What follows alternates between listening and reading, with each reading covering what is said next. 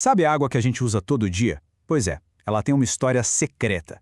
Uma jornada fascinante que começa lá na nascente de um rio, passa pela nossa casa e depois volta para a natureza.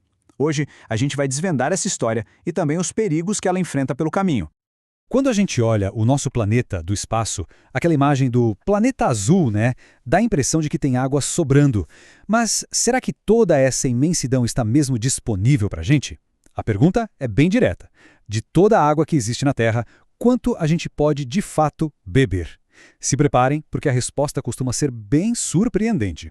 E aqui está a resposta. E olha, a realidade é um choque. Quase toda a água do planeta, 97,5%, é salgada. Sobra só uma fatiazinha de 2,5% de água doce. E o detalhe é que mesmo essa pequena parte é super difícil de acessar. A maior parte está lá, congelada nas geleiras ou escondida no subsolo. A água que a gente realmente usa, que vem dos rios e lagos, é só 1% desses 2,5%. É literalmente uma gota no oceano. Ok, então se temos tão pouca água assim, como garantimos que ela chegue segura até a nossa torneira? Bom, nas cidades a gente não pode só esperar a natureza agir. Nós acabamos criando os nossos próprios rios. Um ciclo urbano todo projetado, um sistema de engenharia complexo que guia a água numa jornada bem planejada. Esse diagrama aqui ajuda a gente a entender o caminho completo. Vamos lá. Tudo começa no passo 1, com a captação da água bruta direto da fonte. Depois, no passo 2, ela vai para uma estação de tratamento de água, a famosa ETA, para se tornar potável. A partir daí, é distribuída. Depois que a gente usa, ela vira esgoto e é coletada, indo para outro lugar, a estação de tratamento de esgoto, a ETE. E por fim, no passo 6, a água já tratada volta para o rio, fechando esse ciclo que nós projetamos. Só que esse ciclo, que parece tão perfeito no papel, enfrenta uma ameaça constante. Existem inimigos, muitas vezes invisíveis, que entram no sistema e colocam tudo em risco. Vamos então conhecer os verdadeiros vilões dessa história: os poluentes. Os poluentes chegam na água de duas maneiras principais. A poluição pontual, aqui à esquerda, é a mais óbvia.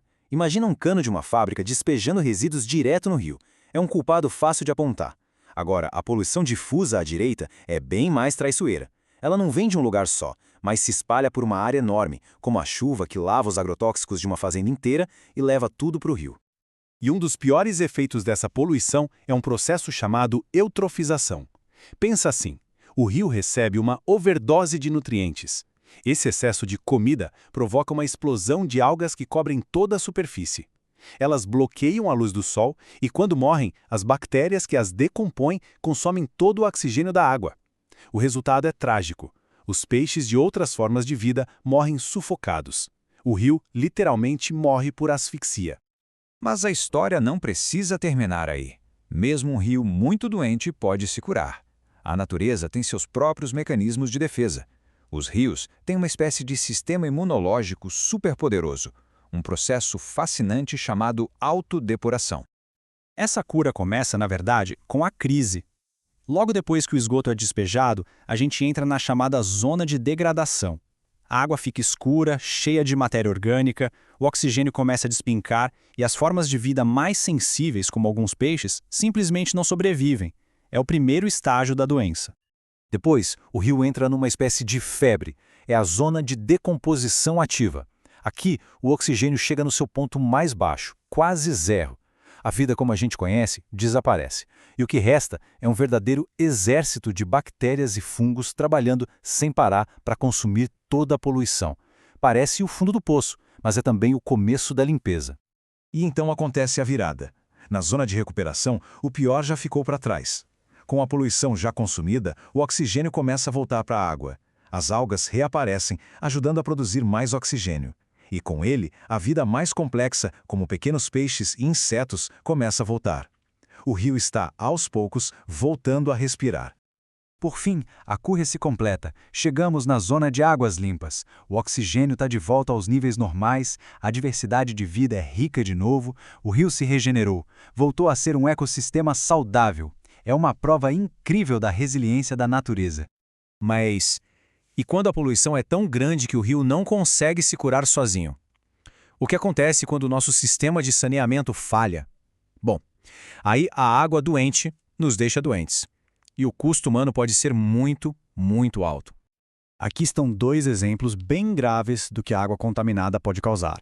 A cólera, que provoca uma diarreia intensa e uma desidratação muito rápida, e a febre tifoide, que traz febre alta e dores pelo corpo todo. Ambas são causadas por bactérias, transmitidas por água e alimentos contaminados. Isso mostra a ligação direta entre a falta de saneamento e a nossa saúde. Para evitar esses desastres todos, a vigilância é a nossa principal arma. E, felizmente, existem verdadeiros guardiões da água trabalhando o tempo todo para garantir que ela permaneça segura. E essa vigilância é um trabalho gigantesco.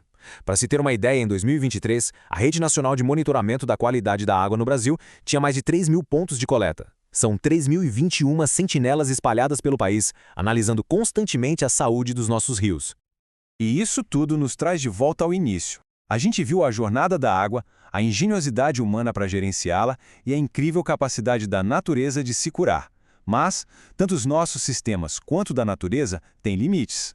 A pergunta que fica para fechar essa jornada é: será que estamos testando esses limites além do ponto de ruptura?